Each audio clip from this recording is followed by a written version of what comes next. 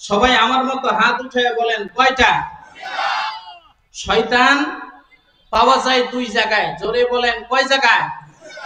হ্যাঁ, তো আশরাফ আলী থানভী রহমতুল্লাহ আলাইকে এবার সে প্রশ্ন করলো যে হুজুর তাহলে জায়গা দুইটা চিনে এদের আমি শয়তান বের করে নেব। আশরাফ আলী থানভী রহমতুল্লাহ আলাই বললেন যে শয়তান চিনার জায়গা এক হলো কোরআনের মাহফিল। বলেন কোন জায়গা? এটা কিসের মাহফিল? সবাই বলবেন কিসের মাহফিল? তাহলে শয়তান এখানেও পাওয়া যাবে। আরেকটা হলো মসজিদ, এই মসজিদের ওখানেও শয়তান পাওয়া যায়। আশরাফ আলী থানভীকে এবার জিজ্ঞাসা করলেন হুজুর ভালো দুইটা জায়গায় এখানে শয়তান যায়, এটা কোনো কথা হলো? বলে হ্যাঁ যায়, তবে শয়তান বেশিক্ষণ টিকতে পারে না। শয়তান ভালো কাজে যায় কিন্তু কি করতে পারে না, বেশি সময় টিকে থাকতে পারে না। তো উনি বললেন দেখবা কোরআনের মাহফিলে যারা যায়, যাওয়ার পরে মোনাজাত শেষ হওয়ার আগেই দৌড়াদৌড়ি শুরু করে, তাহলে বুঝবা শয়তানের খাসলতের ভিতরে শয়তানের প্রভাব পড়ছে, এটা শয়তানের মুরিদ হয়েছে। এই ধরনের লোক পাইলে ওদেরকে যদি মান্যতের খাবারটা খাওয়াই দেওয়া হয় তাহলে শয়তান খাওয়ানোর এই মান্যতের হক আদায় হয়ে যাবে। দুই নাম্বার হইল শয়তান চিনবা মসজিদে, দেখবা মসজিদের ভিতরে 3 জুমা, জোরে বলেন কয় জুমা? 3 জুমা। যেই ব্যক্তিটা সবার শেষে যায় আর সবার আগে মসজিদ থেকে বের হয়ে দৌড় দেয়, এইরকম যদি এক ব্যক্তি 3 জুমায় পাওয়া যায় তাহলে ওই ব্যক্তিরে এই মান্যতের খাবারটা খাওয়াইলে শয়তানদের খাওয়ার হক আদায় হয়ে যায়। তো বললো যেহেতু ওয়াজের সিজন না, তাহলে এখন শয়তান সিনের জায়গা কোন জায়গায়? মসজিদ। প্রথম শুক্রবারে গেছে, যাই বসে আছে, সবার শেষে যিনি গেছেন, সবার আগে যিনি বের হয়ে আসছেন একই ব্যক্তি, কিন্তু ঘটনাক্রমে ওই ব্যক্তি হচ্ছে তার আপন চাচা। সেই ব্যক্তিটাকে আপন চাচা। দ্বিতীয় জুমায় যিনি গেছেন একই ব্যক্তি আবার বের হয়ে আসছে, ওই একই ব্যক্তি, এটাও কে? চাচা। তৃতীয় জুমায় বউরে বলছে মোরগটা জবাই করে সুন্দর করে রান্না করে রাখো, আজকে মনে হয় তোমার মান্যতের এই আশা পূরণ করা সম্ভব হবে। রান্না বাড়ি শেষ করে বউ বৈশা আছে, জামাই তো রেডি হয়ে আছে। ঘটনাক্রমে ওই দিনও একই ব্যক্তিকে চাচা, চাচার সাথে 1 মাস আগে চাচা ভাইস্তার বিশাল বড় ঝগড়া, একজন আরেকজনের সাথে কথা বলে না, কিন্তু 3 জুমা পরে চাচার হাত ধরছে, ধইরা বলে চাচা মনে কিছু করবেন না, আজকে আমার বাসায় আল্লাহর রাস্তায় একটু যাওয়া লাগবে। তো ভাতিজা এইভাবে বলছে, গেছে বাসায়। যাওয়ার পরে বাসায় গিয়ে দেখে টেবিলে বিভিন্ন রকমের খাবার দাবার, গরুর গোশত, মুরগির গোশত, সব কিছু সুন্দর মতো খাওয়ানোর পরে এবার চাচা বলে ভাতিজা এই তো 1 মাস আগে ঝগড়া হইলো, কথা বলিস না, এই করিস না, খাবারে তো কোনো ভেজাল টেজাল মিশাইস নাই?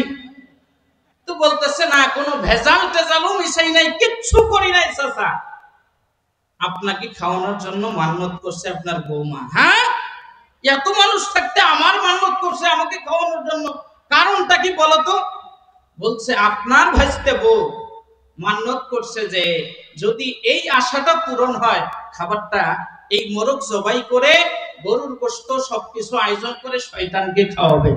তো শয়তান খুঁজতে খুঁজতে শয়তান আর পাই না, গিয়ে আশরাফ আলী থানভীর কাছে বলছি, আশরাফ আলী থানভী দেখাই দিছে, আলামত বলে দিছে, এই এই যার ভিতরে পাওয়া যাবে সেই হলো। আরো আস্তে করে, যারা ওই দলের তাদের বলার দরকার নেই, বলেন এই এই আলামত যার ভিতরে পাওয়া যাবে সেই। আরো জোরে, জোর হলো না? মার্কা কি? মার্কা কি? শয়তান। শয়তানকে পাওয়া গেছে। হ্যাঁ, তার মানে তুই আমাদের শয়তান বানাইছস? কই আমি বানাই নাই, বানাইছে আশরাফ আলী থানভী রাহমাতুল্লাহ আলাইহি। উনি বলছে আমি খাওয়াইছি। চাচা তুমি এখন যাও। তাহলে এখন বলেন তো আমরা কি এখান থেকে কেউ শয়তানের মুরিদ হয়ে শয়তান হয়ে যাইতে চাই না মুমিন হয়ে যাইতে চাই? মুমিন হয়ে যাইতে চাই যারা 2 হাত তুলে দেখান তারা লিল্লাহে তাকবীর, লিল্লাহে তাকবীর। আল কোরআনের আলো, হাদিসের আলো, কোরআন আছে যেখানে, সুন্নাহ আছে যেখানে, নারায়ে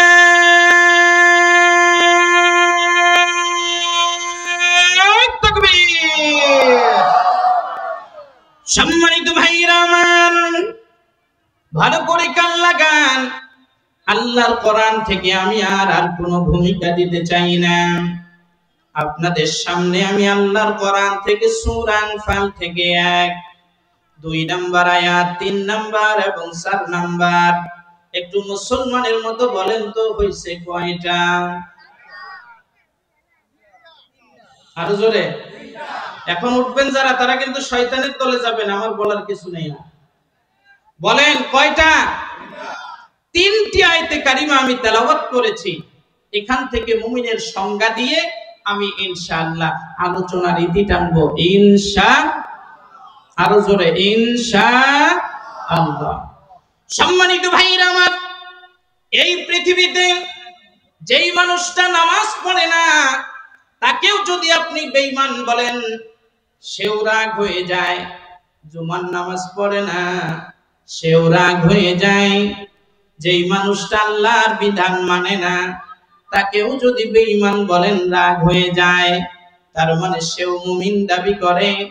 আল্লাহ রাব্বুল আলামিন কোরআনুল কারীমের সূরা আনফালের ভিতরে কোট করে সুন্দর করে দিয়েছেন, ইন্নামাল মুমিনুনা আল্লাযীনা ইযা যুকিরাল্লাহ ওয়াজিলাত কুলুবুহুম ওয়া ইযা তুলিয়াত আলাইহিম আয়াতুহু زادتهم إيمانا وعلى ربهم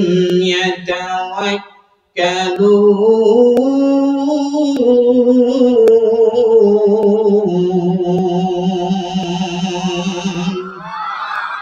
আরেকটু জোরে বলেন আল্লাহু আকবার। আর একটু মায়ার সুরে আমার আল্লাহরে দেখায় দেন, শাহাদাত আঙ্গুল বলেন আল্লাহু আকবার। আমার ভাইরা, আমার পঞ্চগণের ভাইরা, আমার আব্বাজিরা, দীর্ঘদিন পরে এই আটোয়ারি থানার আজকের মাহফিলে আসছি। কিছু কথা না বলে গেলে তো হক আদায় হবে না। আল্লাহ বলেন, ইন্নামাল মুমিনুন, নিশ্চয় মুমিন হচ্ছে তারা, আল্লাযীনা ইযা যুকিরাল্লাহ,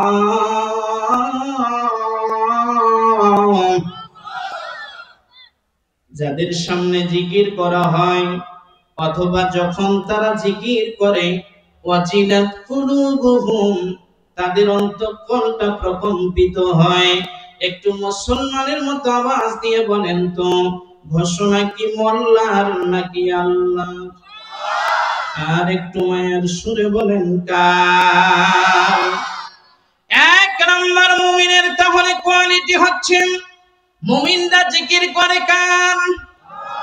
আর একটু জোরে বলেন কার? কিন্তু এই জিকিরকারীর ভিতরেও বিভিন্ন পার্থক্য আছে না নাই? এখন আপনারা যদি অনুমতি দেন, তাহলে আমি 5 মিনিট জিকির সম্পর্কে আল্লাহর কোরআন থেকে বলতে চাই। আপনাদের অনুমতি আছে না নাই? আল্লাহ তাআলা যতটুকু কোরআন সম্পর্কে বুঝার তৌফিক দিয়েছেন, তবে নিজের কোনো ব্যাখ্যা নয়, মুফাসসিরদের অভিমত নিয়ে আমি কথাগুলি আপনাদের সামনে একটা একটা করে বলবো।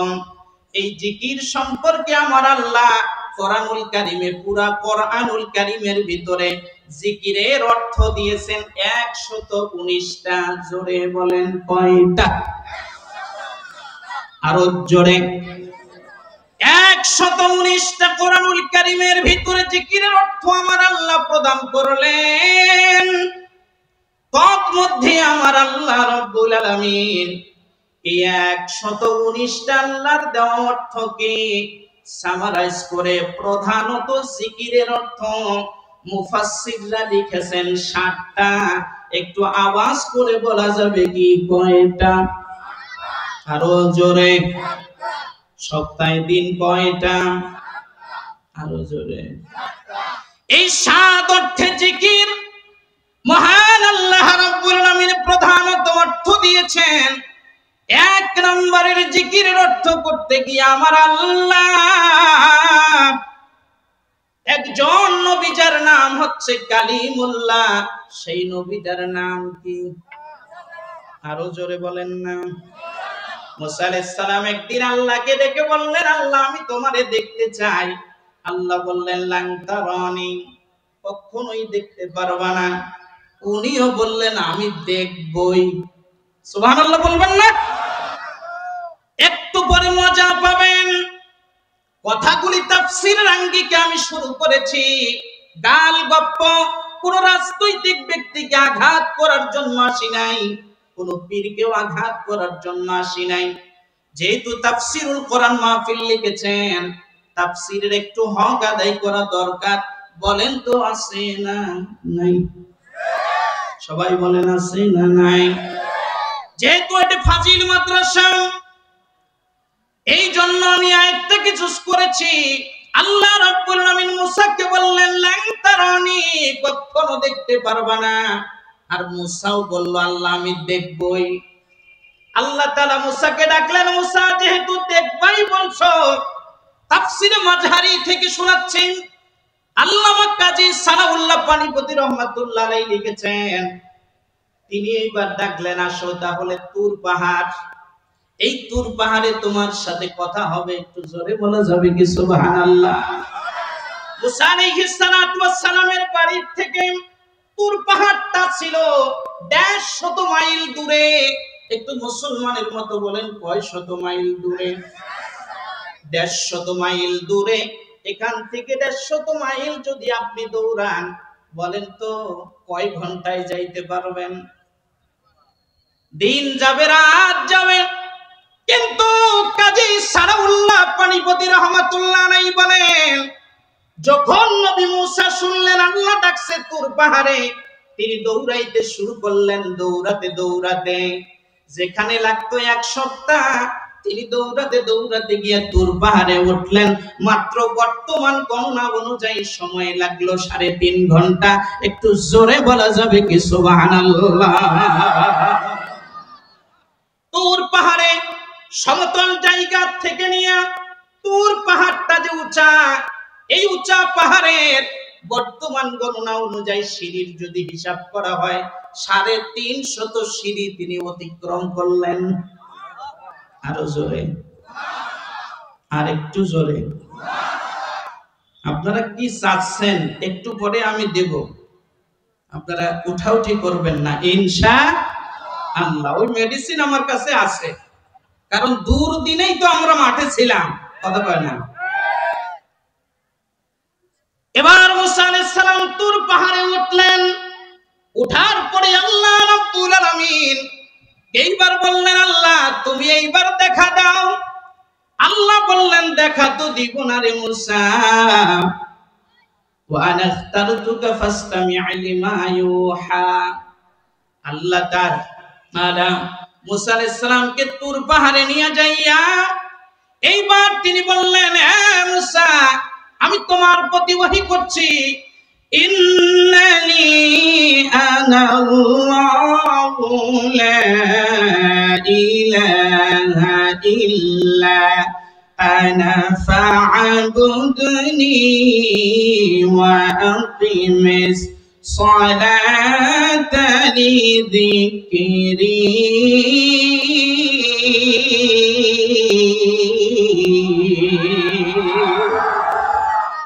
একটু জোরে বলেন আল্লাহু আকবার।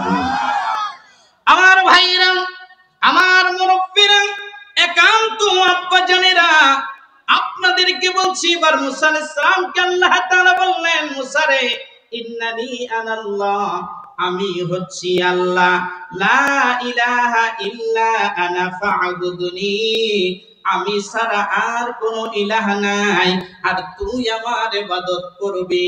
ওয়া আকিমিস সালাতা লিযিকরি, আর আমার শরণার্থে তুই নামাজ আদায় করবি। একটু জোরে জোরে বলা যাবে কি সুবহানাল্লাহ? তাহলে 1 নাম্বার মুসা আলাইহিস সালাতু ওয়াস সালাম কে আল্লাহ রাব্বুল আলামিন তুর পাহাড়ে ডেকে নিয়ে যাইয়া ওখানে তাকে ওহী দিলেন। ওহী দেওয়ার পরে এবার আল্লাহ তাআলা মুসা আলাইহিস সালাতু ওয়াস সালামকে সেই জায়গায় এক নাম্বার জিকিরের অর্থ দিলেন, সেইটা হচ্ছে নামাজ। তাহলে জিকিরের এক নাম্বার অর্থ কি বলেন তো? আরো জোরসে বলেন। এক নাম্বার জিকিরের অর্থ হলো নামাজ। নাম্বার 2, 2 নাম্বার জিকিরের অর্থ আল্লাহ পাক রব্বুল আলামিন কোরআনুল কারীমে কোট করে দিয়েছেন। আল্লাহ রব্বুল আলামিন বলেন 2 নাম্বার জিকিরের অর্থ হচ্ছে ফাযাক্কির ইন নাফাআতিয যিকরা।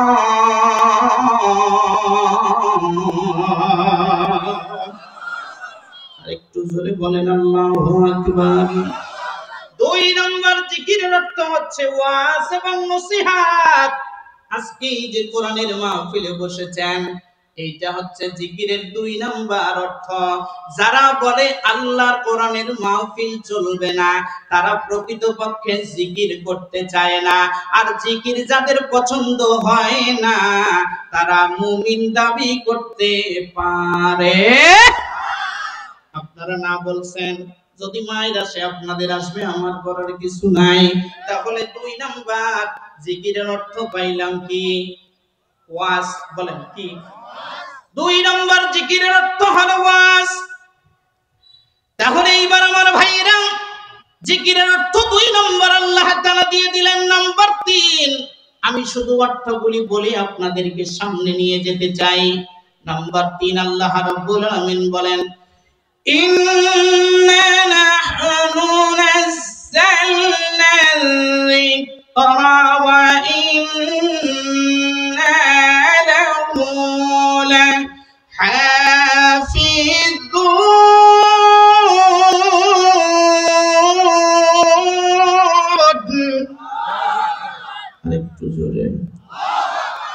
আল্লাহ বললেন 3 নাম্বার, আমি জিকির নাজিল করেছি, নিশ্চয়ই আমি জিকির নাজিল করেছি। তার মানে জিকির মানে হলো কোরআন। জোরে কয় না সুবহানাল্লাহ। ওয়া ইন্না লাহু লাহাফিজুন। আর অবশ্যই এই জিকিরের হেফাজতকারী কে? আরো জোরে বলেন কে?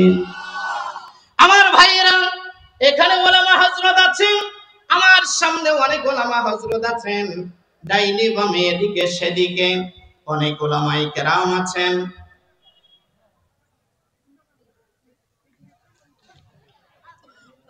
যেহেতু ওলামারা আছেন, এখানে আমি একটা প্রশ্ন করে আর পরে আমি সামনের দিকে যেতে চাই।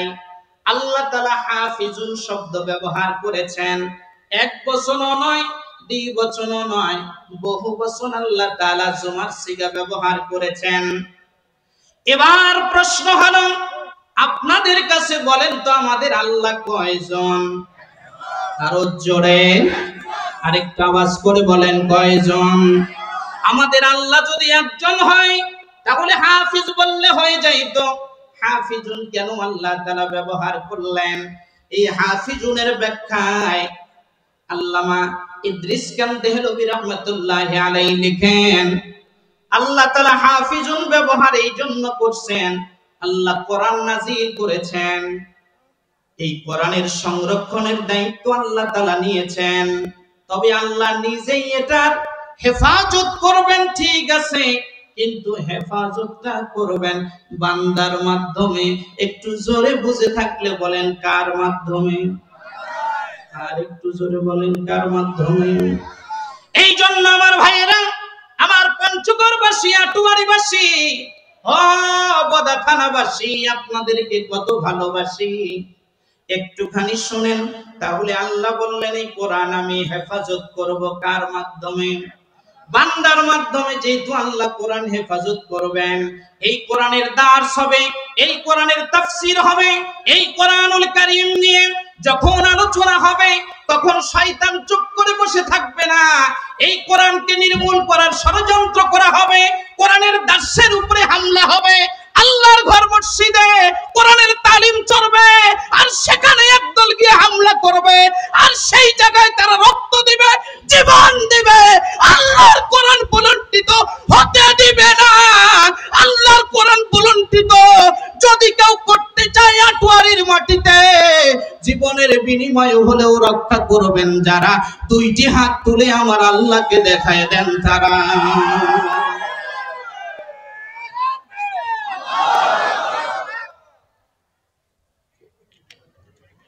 তাহলে আল্লাহ তাআলা কোরআন নাজিল করেছেন, এই কোরআনের হেফাজতটা তিনি করবেন কার মাধ্যমে? আরেকটু জোরে বলেন, কার মাধ্যমে? বান্দার মাধ্যমে। তাহলে 3 নাম্বার জিকিরের অর্থ পাইলাম কি? কোরআন। নাম্বার 4 নাম্বার জিকিরের অর্থ সম্পর্কে আমার আল্লাহ রাব্বুল আলামিন বলেন, ফাযকুরুনি আযকুরকুম ওয়াশকুরুনি ওয়ালা তাকফুরুন।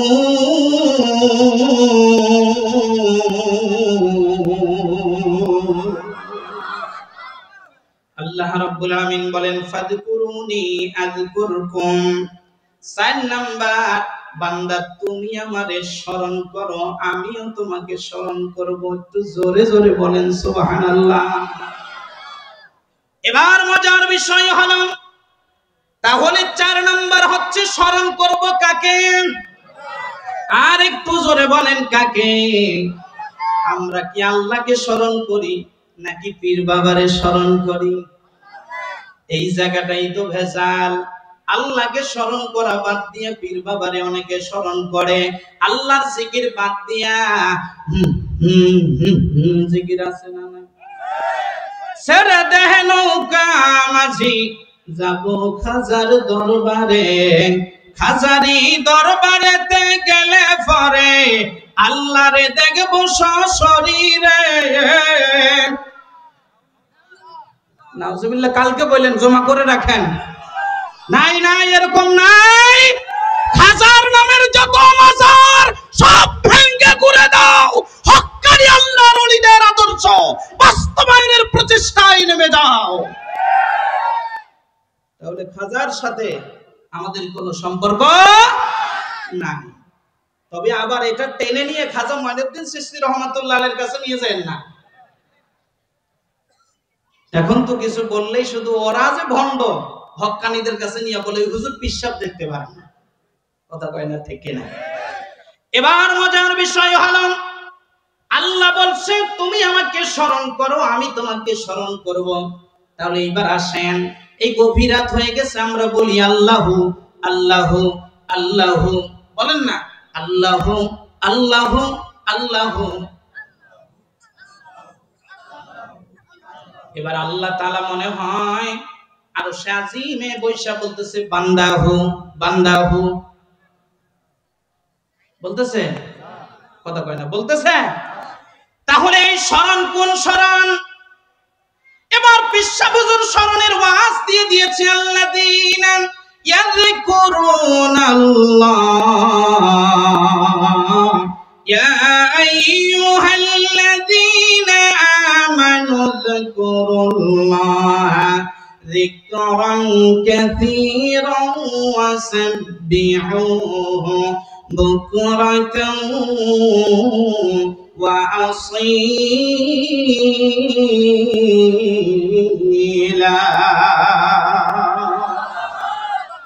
আল্লাহ বলেন, হে ঈমানদারেরা, তোমরা আমাকে ডাকো, আমার নামের জিকির করো। কখন করব আল্লাহ? ওয়াসাব্বিহুহু বুকরাতান ওয়া আসীলা, সকাল এবং সন্ধ্যায়। কথা কয় না দেখি? তাহলে এবার আসেন, একটু ভালো করে কান লাগান আমার ভাইরা। সকাল এবং সন্ধ্যায় জিকির করব, আল্লাহকে স্মরণ করব, আল্লাহ আমাকে স্মরণ করবেন। এর মানে এটা না। মুফাসসির কি বলেছেন সেইটা বোঝা লাগবে। মুফাসসিররা লিখেছেন ওয়াসাব্বিহুহু বুকরাতান ওয়া আসীলা, আল্লাহকে স্মরণ করো সকাল থেকে সন্ধ্যা আর সন্ধ্যা থেকে সকাল। তার মানে হলো কাজে কর্মে যেখানেই যাও না কেন সব জায়গায় স্মরণ করতে হবে কাকে? আরো জোরে। কিন্তু আমাদের দেশের মানুষেরা বুঝছে ভালো, সকালবেলা হুজুরের কাছ থেকে ওয়াজিফা নিয়েছে, সকালবেলা সুবহানাল্লাহ আলহামদুলিল্লাহ 100 বার তাসবিহ করছে, সুবহানাল্লাহ 100 বার, আলহামদুলিল্লাহ 100 বার, আল্লাহু আকবার 100 বার, লা ইলাহা ইল্লাল্লাহ 100 বার, কোনো সমস্যা নাই। জিকির করছে, করার পরে ব্যাগটা কাঁধে লইয়া চইলা গেছে সরকারি অফিস আদালতে। সরকারি অফিস আদালতে যাওয়ার পরে এইবার যখন টাকা আসছে, কথা কই না দেখি, স্যার সাইনটা দেন, এই যে বস্তা লইয়া আইছি। তখন উনি বলে এই দিক দিয়ে না,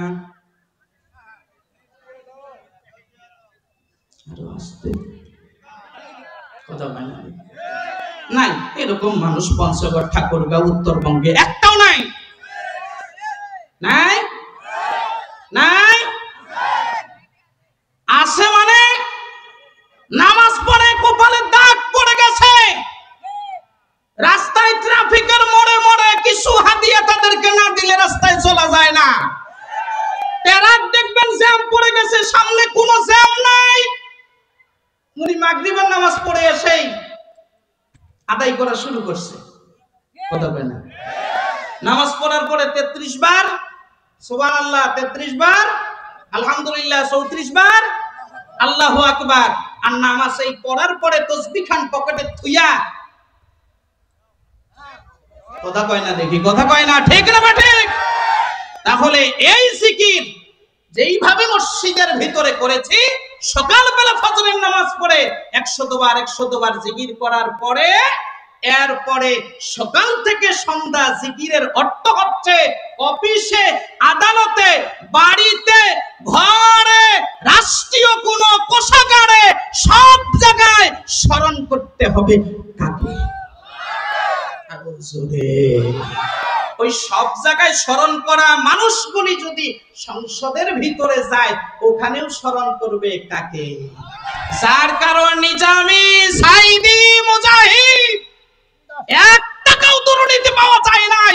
প্রতিহিংসার বশবর্তী হয়ে গিয়ে তাদেরকে ফাঁসিতে মারা হয়েছে, কাউকে ইনজেকশন দিয়ে মারা হয়েছে। কথা বলেন ঠিক কিনা? তাহলে জিকির 4 নাম্বার, স্মরণ করতে হবে কাকে? আরেকটু আস্তে করে বলেন কাকে? সম্মানিত ভাইরা আমার, এই বিষয়ের উপরে থাকলে চলবে না, আরেকটু সামনে আমাকে বাড়া লাগবে। তাহলে 4 নাম্বার জিকিরের স্মরণ।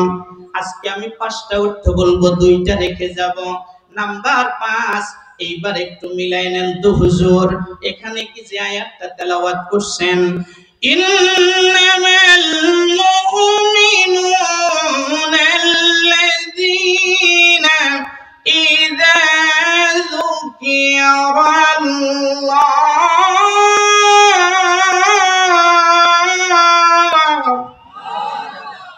একটু জোরে বলেন। এবার আসেন 4টি অর্থ পাইলাম। এই জায়গায় কি আল্লাহ স্মরণ করতে বলছেন? এখানে কি আল্লাহ কোরআনের অর্থ দিয়েছে? এখানে কি আল্লাহ ওয়াজ অর্থে জিকির করেছে নাকি অর্থে জিকির করেছে? হুজুর একটু বলা কি যায় না? আমি আমার কথা বলবো না, তাফসীর ইবনে কাসিরে আল্লামা ইবনে কাসির রাহমাতুল্লাহ আলাইহি কি বলেছেন সেই কথাটা আমি আপনাদেরকে একটু শুনিয়ে দিতে চাই। তিনি বলেছেন ইযা যুকিরাল্লাহ, এই জিকির মানে হচ্ছে ইয়ানি আহকামুল্লাহ। এই জিকির মানে হচ্ছে হুকুম কার?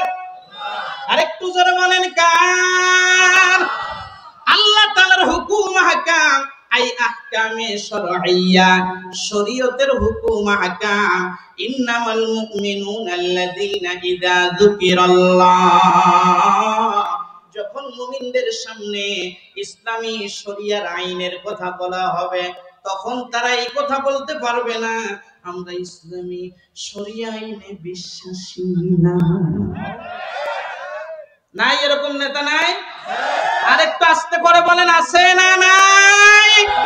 আজকের এই মাহফিল থেকে বলছি, দল মতের ঊর্ধ্বে উঠে যান। যারা বলে শরিয়া আইনে বিশ্বাসী না, ওই রকম হারামখোর যারা কর মরলে তার জানাজা দেওয়া জায়েজ হবে না। সে মুসলমান না। যারা শরিয়া আইনে বিশ্বাসী করে না, তারা কি না? আরো জোরে বলে না, তারা কি না? মুসলমান না। কোন মুসলিম অমুসলিমের জানাজা দিতে পারে না। এই এলাকার কোন হিন্দু যদি মারা যায় আর ওর যদি জানাজা যদি এখানে নিয়ে আসে, আপনারা তো আগে আন্দোলন শুরু করবেন।